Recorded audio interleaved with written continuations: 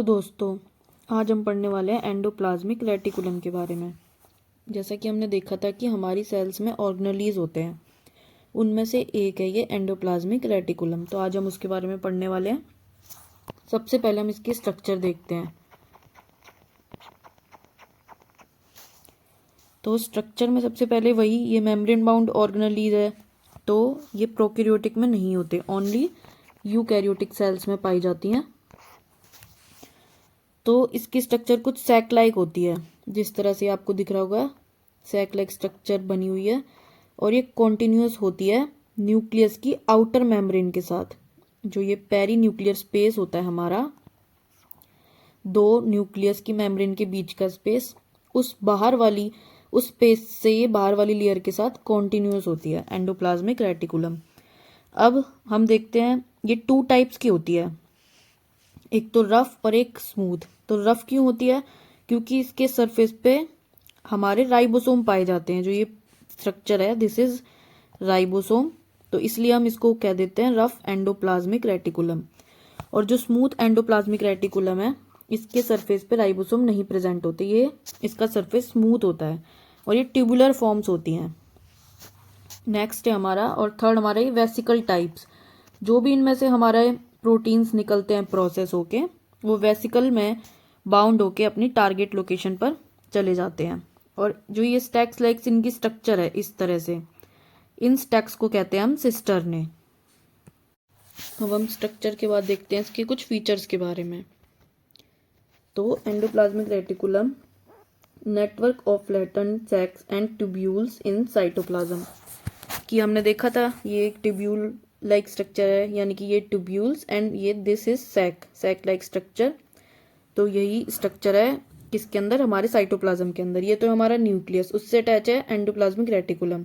तो ये सब है तो एक सेल के अंदर, और सेल के अंदर क्या है? हमारा साइटोप्लाज्म। तो साइटोप्लाज्म में प्रेजेंट होते हैं। इसका मीनिंग है, एंडो का मतलब इनसाइड, प्लाज्मिक का मतलब साइटोप्लाज्म, एंड रेटिकुलम का मतलब नेटवर्क, यानी कि यह है साइटोप्लाज्म के अंदर एक network like structure. This is cytoplasm के अंदर ये है नेटवर्क लाइक स्ट्रक्चर। तो ये कितने टाइप्स की होती है? टू टाइप्स की, RER and SER। RER means rough endoplasmic reticulum and SER smooth endoplasmic reticulum. जैसा कि हमने देखा था, इसको हम रफ क्यों कहते हैं? क्योंकि इसके सरफेस पे हमारे प्रेजेंट होते हैं क्या? राइबोसोम्स, जो कि हैं प्रोटीन फैक्ट्रीज, प्रोटीन बनाने में हेल्प करते हैं। स्मूथ एंडोप्लाज्मिक रेटिकुलम किसे कहते हैं? जिसके ऊपर ये राइबोसोम प्रेजेंट नहीं होते, उसका सरफेस स्मूथ होता है। ये वाली है हमारी ग्रीन जो दिख रही है, smooth endoplasmic reticulum, and this is rough endoplasmic reticulum. Endoplasmic reticulum occurs in 3 forms. अब जो हमारी ये एंडोप्लाज्मिक रेटिकुलम है, ये 3 फॉर्म्स में एग्जिस्ट करती है। First one is the cisternae और लैमिलर फॉर्म। ये कौन सी होती है? दिस वन, जो ये हमारी सैक-लाइक स्ट्रक्चर थी, जिसे हम सिस्टर्ने कह रहे थे, इसी को बोलते हैं हम सिस्टर्ने और लैमिलर फॉर्म। ये होती है हमारी long, flattened, arrange in stacks. Second है हमारी वेसिकल्स एंड वेसिकुलर फॉर्म। तो जो ये वेसिकल्स दिखाई दे रही हैं यहाँ पे, इसको बोलते हैं हम वेसिकल्स और वेसिकुलर फॉर्म। वेसिकल्स में क्या होता है? जो भी प्रोटीन, मैच्योर प्रोटीन, mRNA बनके जब न्यूक्लियस से हमारा एंडोप्लाज्मिक रेटिकुलम में आता है, और उसके बाद mRNA की प्रोसेसिंग होके राइबोसोम की हेल्प से उसे प्रोटीन में बदला जाता है। उसके बाद वो प्रोटीन वेसिकल्स में पैक हो जाता है। वेसिकल्स में पैक होने के बाद जहां भी उसकी डेस्टिनेशन होती है, उसे वहां पर भेज दिया जाता है वेसिकल्स के थ्रू। नेक्स्ट है हमारा ट्यूब्यूल्स एंड ट्यूबुलर फॉर्म। जो हमारी स्मूथ एंडोप्लाज्मिक रेटिकुलम है, हम इसे कहते हैं ट्यूब्यूल्स और tubular form, smooth endoplasmic reticulum. अब नेक्स्ट हम एंडोप्लाज्मिक रेटिकुलम के फंक्शंस के बारे में देखते हैं। तो फर्स्ट हमारा है rough endoplasmic reticulum, function of RER। तो फर्स्ट वन है ग्रैन्युलर एंडोप्लाज्मिक रेटिकुलम।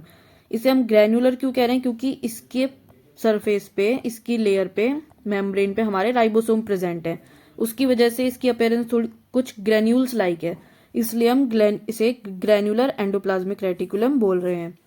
नेक्स्ट है ribosome attach to its membrane by ribophorin proteins.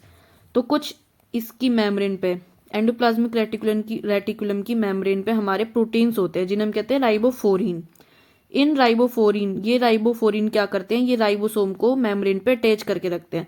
उनके लिए ये सरफेस प्रोवाइड करते हैं अटैचमेंट का राइबोसोम्स के लिए। तो राइबोसोम क्या करते हैं फिर, provide the surface for protein synthesis. Ribosome क्या करते हैं, उसके बाद राइबोसोम हेल्प करते हैं प्रोटीन सिंथेसिस के लिए। तो नेक्स्ट है important in synthesis, packaging and secretion of proteins. तो रफ एंडोप्लाज्मिक रेटिकुलम का काम क्या है, न्यूक्लियस के अंदर जो भी हमारा डीएनए से एमआरएनए बन गया, एमआरएनए बनने के बाद वो हमारा जाता है हमारी एंडोप्लाज्मिक रेटिकुलम के अंदर, वहां पर प्रेजेंट है हमारे राइबोसोम। तो जो भी ये एमआरएनए है इसको ट्रांसलेशन की हेल्प से ट्रांसलेट करके राइबोसोम चेंज कर देता है प्रोटीन्स में, और वो प्रोटीन वेसिकल्स में पैक होके गोल्जी अपरेटस के पास जाता है हमारा, जो कि हमारा नेक्स्ट ऑर्गेनेली है।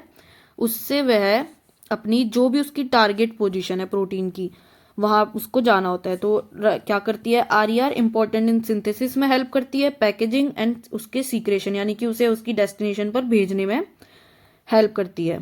नेक्स्ट है हमारा membrane bound ribosomes in rough endoplasmic reticulum translate the mature mRNA into amino acid that are attached to become polypeptide.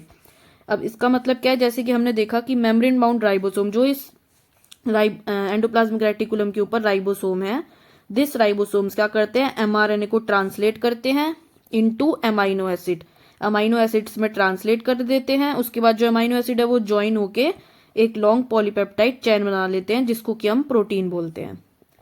Okay, तो नेक्स्ट है हमारा functions of smooth endoplasmic reticulum. अब स्मूथ एंडोप्लाज्मिक रेटिकुलम क्या है, ए granular endoplasmic reticulum. ए granular means क्या होता है, जिसके सरफेस पे एक ग्रेन्यूल्स लाइक स्ट्रक्चर प्रेजेंट नहीं है, ग्रेन्यूल्स अब्सेंट, ए का मतलब हो जाता है एब्सेंट। तो फिर इसके यानी कि स्मूथ एंडोप्लाज्मिक रेटिकुलम के ऊपर जैसा कि हमने स्ट्रक्चर में देखा था राइबोसोम प्रेजेंट नहीं है।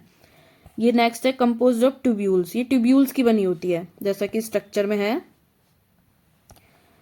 हमारी smooth endoplasmic reticulum tubules like structure की बनी होती है और ये ब्रांच्ड होती है।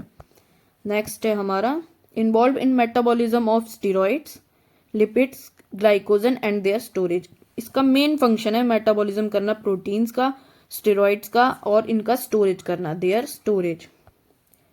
नेक्स्ट है ये ज्यादा किस में पाई जाती है, एडिपोज टिश्यूज में, glycogen storing cells of liver, जिनमें कि हमारे लिपिड्स और इनकी ज्यादा नीड होती है। नेक्स्ट है हमारा ड्रग डिटॉक्सिफिकेशन, यानी कि ड्रग के इफेक्ट को नील करती है, मेटाबोलाइज देम यानी कि उनको मेटाबोलाइज कर देती है।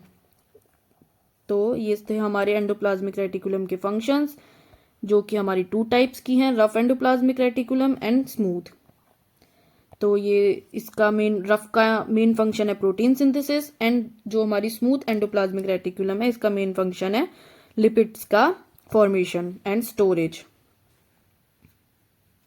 सो ये था हमारा एंडोप्लाज्मिक रेटिकुलम के बारे में। Okay, thank you.